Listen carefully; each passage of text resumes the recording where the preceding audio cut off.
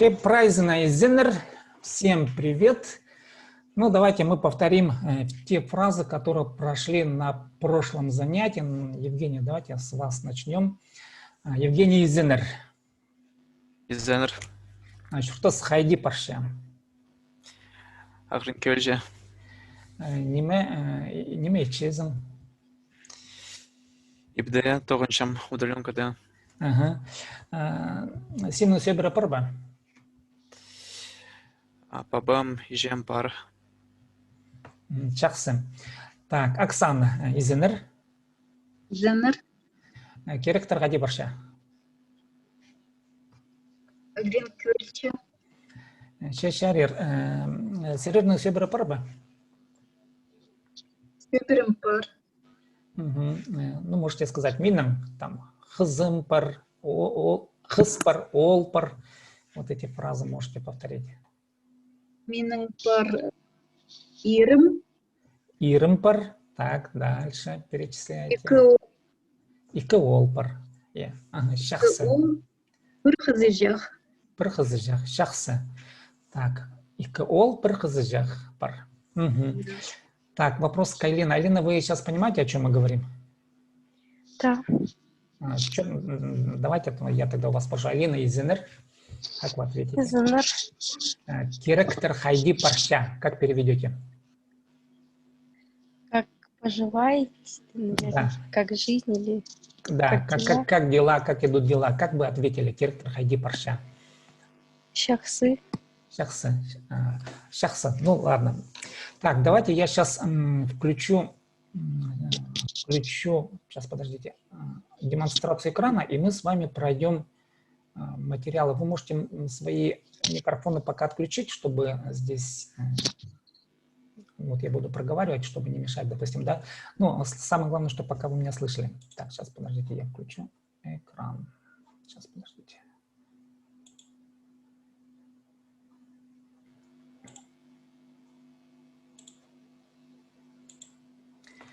Так, подскажите, пожалуйста, вы слышите? Ой, видите, нет, мой рабочий стол?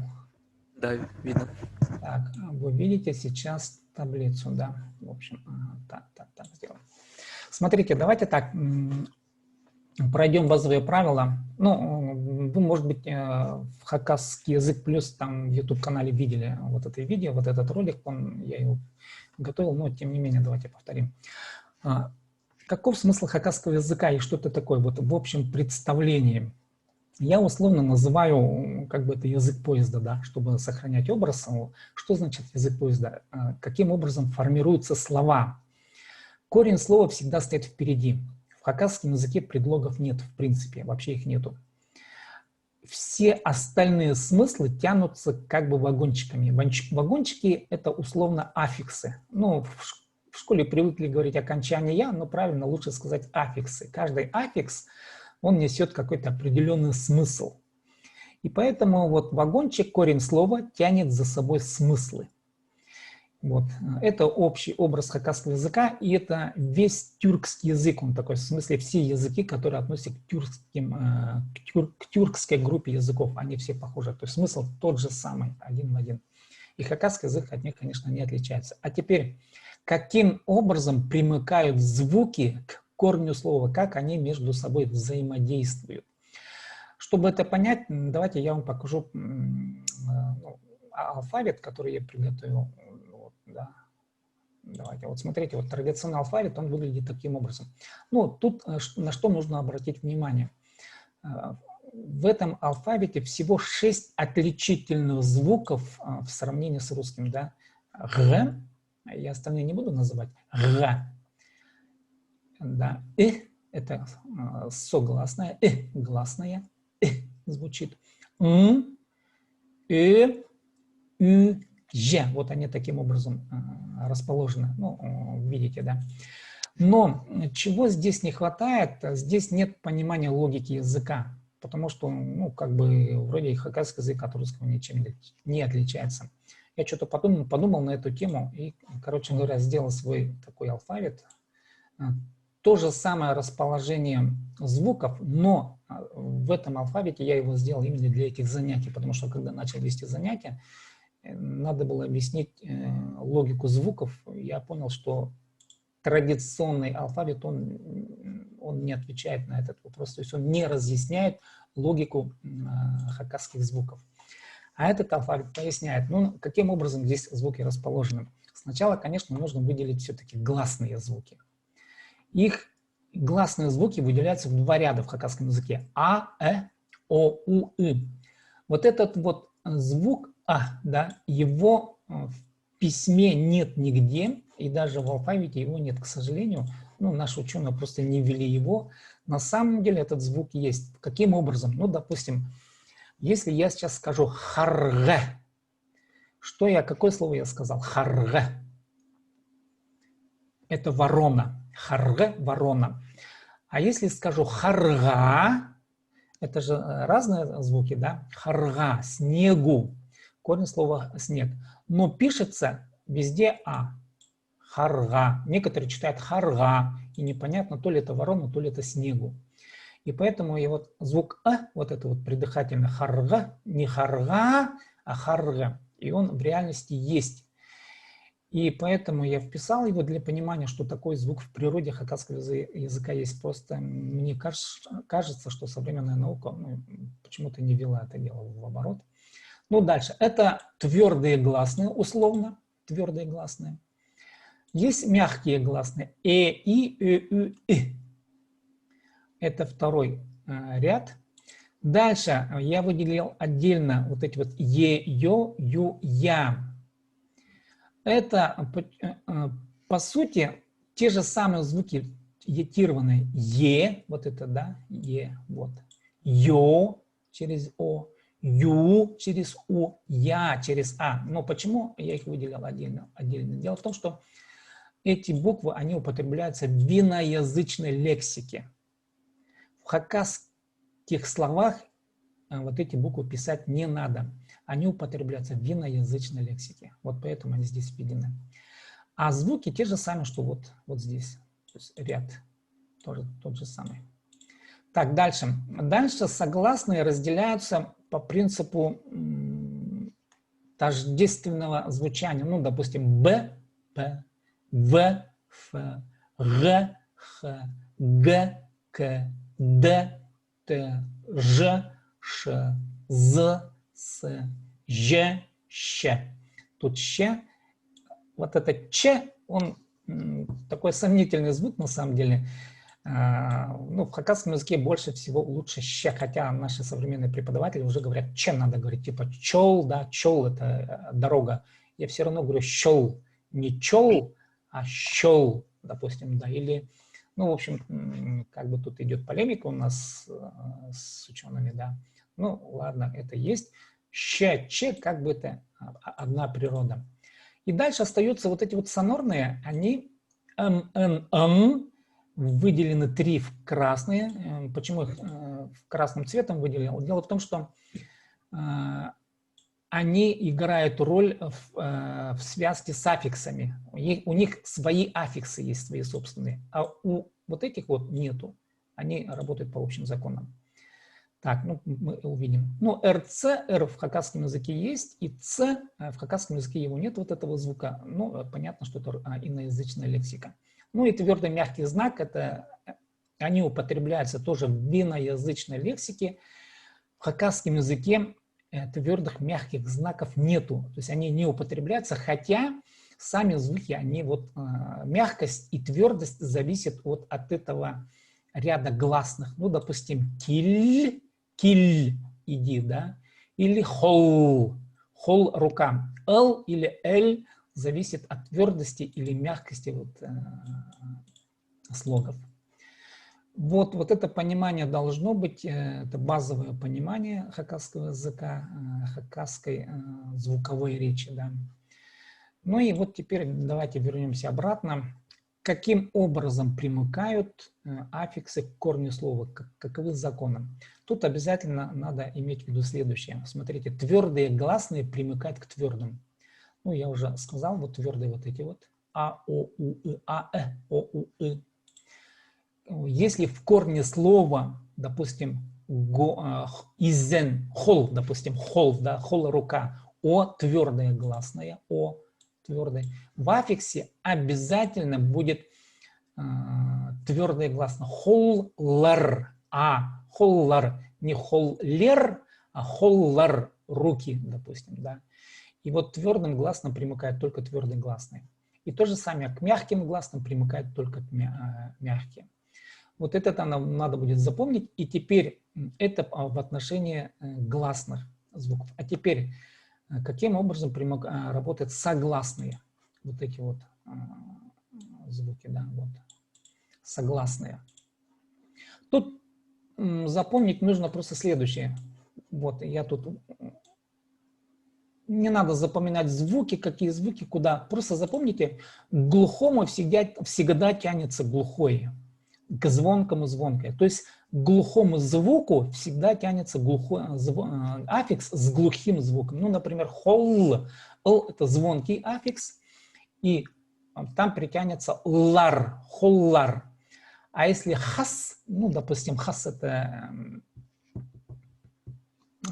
гусь, допустим, да, хастар, хастлар быть не может, только хастар, т – это глухой звук.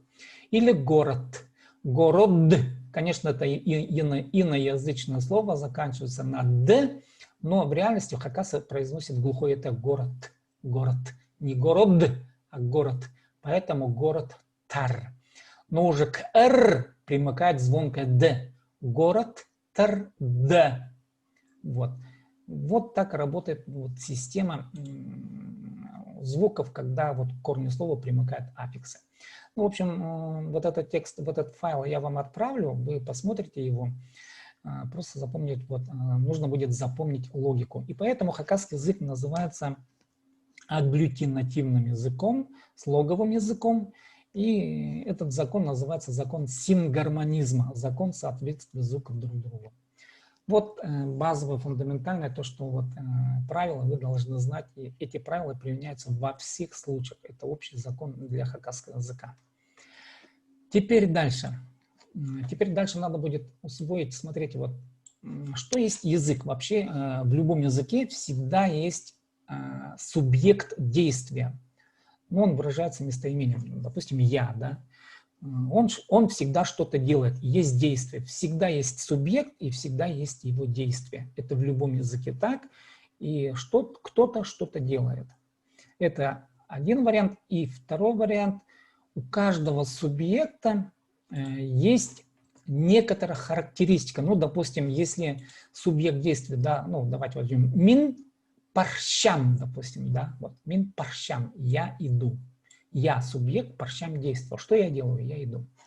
То другой вариант взаимодействия смыслов в любом языке, субъект, он каким-то образом характеризуется, или объект. Допустим, мин кзбн, я человек. Тут действия нету, но характеризуется объект или субъект. Мин кзбн, син кззм. И, конечно, тут у каждого есть свои собственные аффиксы. Вот эти файлы я вам тоже отправлю. И, конечно, надо будет понимать, что надо, если вот эти вот взаимоотношения выучить наизусть и заучить, то уже все прикладывается именно к этим свойствам языка. Вот это базовые взаимоотношения. Мин саганчам, мин парщам, мин кильчем. И к нему уже будут добавляться обстоятельства, допустим, там и все другие части речи, они будут уже украшать вот это базовое понимание языка. Вот это я хотел сказать. И давайте сейчас я повторю, то есть мы пройдемся по местоимениям. Что тут нужно запомнить? Мин, ну я думаю, вы все знаете, просто давайте повторим. Мин, син, ол, пис, срер, оллар. Давайте так, Евгений, можно вас попросить прочитать вот этот текст местоимения? Мин, син, ол, пис, срер, олар. Угу. Пис, не пыс, а пис, мягче, пис. Пис. Ага.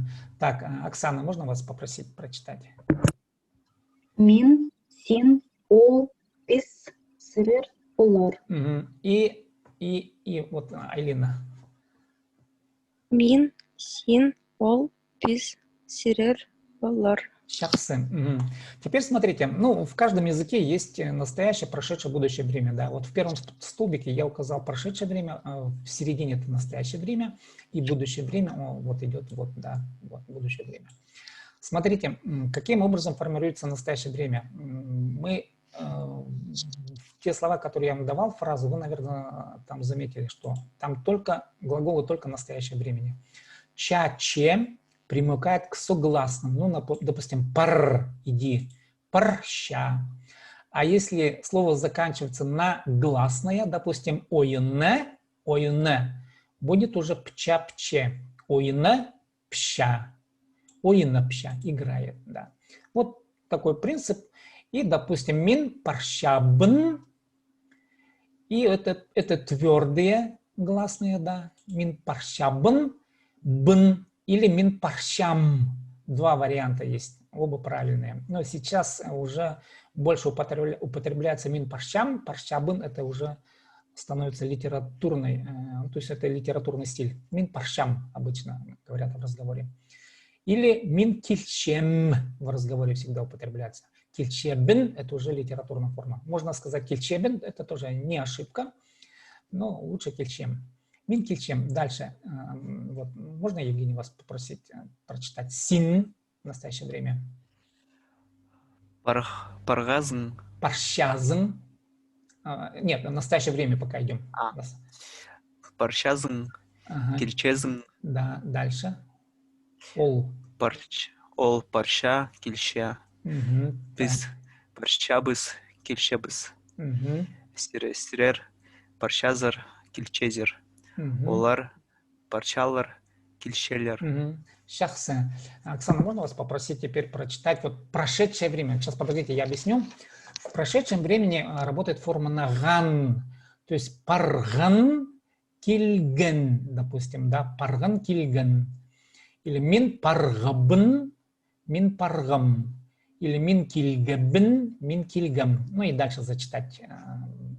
Можно попросить вас, Оксана?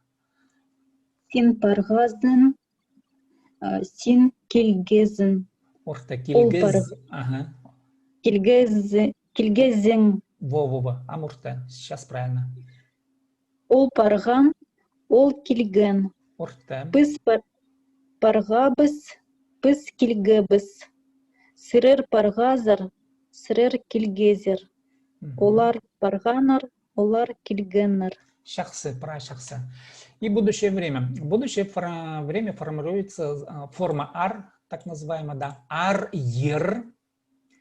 Это на согласные. Допустим, пар заканчивается на согласные. Пар.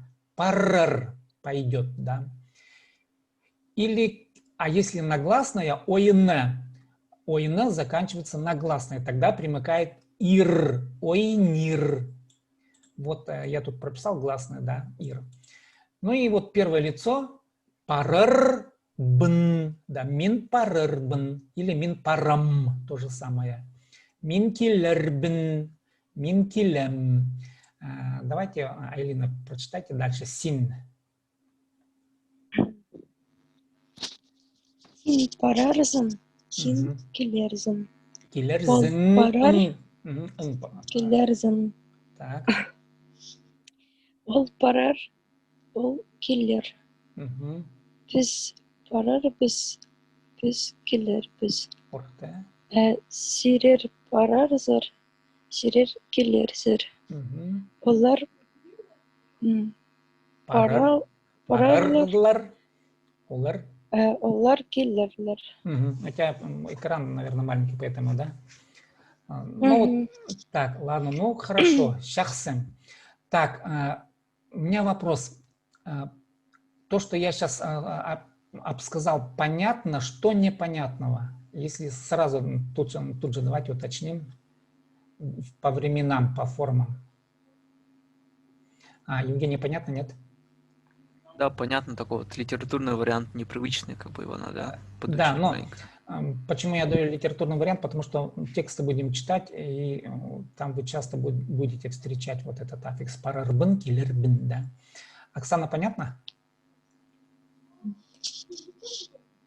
Ну, имеется в виду вот сама логика. Пока, конечно, фразы вы не запомните, возможно, допустим, да. Просто само пояснение понятно, нет? Это можно будет Да. пересмотреть. Какие вопросы есть? Что непонятно? Сразу спрашивайте. Не стесняйтесь, сразу задавайте вопросы.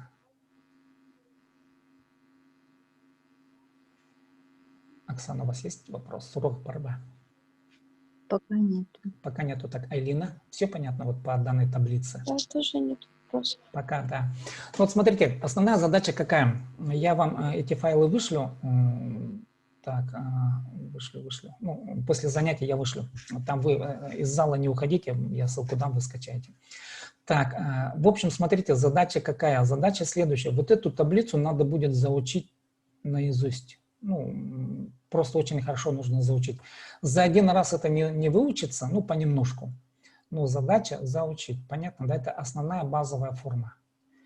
И потом вся речь будет усложняться именно из взаимодействия этих аффиксов. Я пока не даю отрицательный аспект, то, что внизу здесь прорисовал, пока не даю его. Мы в следующий раз пройдем, чтобы нам не усложнять. Так, вот задача будет такая. И, в общем, в течение какого-то времени вам надо будет это заучить. И еще есть следующая таблица. То же самое, но тут я дополнительно еще дописал два аффикса д, т, т. Тут я их надо было прописать, но, в общем, сделал отдельную таблицу. Так, смотрите, вот этот в форме прошедшего времени, вот в этой таблице есть небольшое дополнение. Прошедшее время есть еще аффикс д, т, т. Например, парды, только что ушел. Вот этот аффикс, он говорит о том, что совершено действие, но оно недавно совершено. Если парган, ну, ушел, когда ушел, ну, непонятно, то ли сегодня, то ли вчера, то ли год назад. А если парды, он только что ушел. Парды, кильды. Кильды только что пришел. Пасты, только что писал. Кюсты, только что переехал. Вот это вот дополнение будет. Дальше по временам будут еще другие аффиксы, но пока мы их трогать не будем. Пока наша задача вот заучить вот эту форму, потому что это базовая форма, и мы сюда будем накладывать уже всю нашу речь. Так, давайте еще домашнее задание теперь, ну, на субботу, воскресенье, наверное, вы успеете, да, я тут, подождите, сейчас переключусь. Так, да, вот смотрите, таблицу мы прошли. Так, домашнее задание. Смотрите, дома надо будет придумать фразы из двух слов. Что-то делаю. Ну, пример, да. Телевизор перщем. У вас уже, вы уже знаете вот эти фразы, шаблоны. Пищик пасщам, урок угренчем. То есть, смотрите, перщем, это же первое лицо, которое мы проходили, да. Пасщам. Посмотрите по таблице.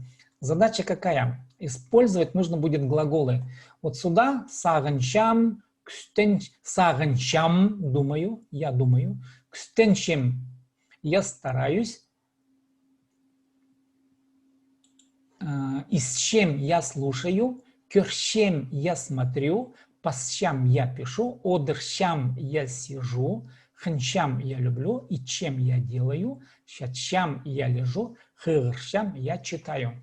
Вот к этим фразам нужно будет дополнить какие-то ситуации, похожие. Телевизор кёрщем, пищик пасщам, урок угренчем.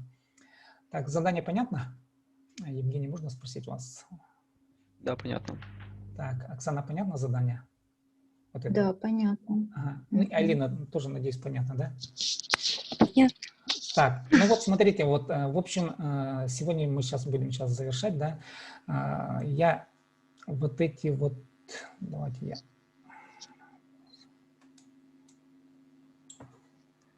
их скопирую, сейчас я отправлю в чате. Так, на этом я пока сейчас показ экрана завершаю. Так, эти файлы я вам отправлю ссылку каждому из вас. Так, ну, на сегодня пока все. Моя задача была показать базовые законы хакасского языка и вот показать таблицу местоимений и взаимодействий с глаголами. Там надо будет заучить аффиксы. Так, сургулар парбам, а то у меня тут сейчас запись закончится. Вопросы есть? Сургулар парбам. Вопросы есть? Сургулар чогал. Так, ага, да, спрашивайте, конечно. А Так, вот младшая сестра и младший брат, как их различить? Там, вот смотрите, тумма. В хакасском языке хыстумма – это младшая сестра, иртумма – это младший брат. Таким образом, хыстуммам, иртуммам. Хыстуммам, иртуммам. Вот таким образом. Так, еще вопросы есть? Так, ну, если нет вопросов, я сейчас запись отключу, и дальше мы немножко продолжим, потому что дело в том, что тут у меня ограничения по записи, поэтому... Ну, ладно, спасибо за внимание. В общем, на этом наша запись заканчивается, и материалы я вам отошлю.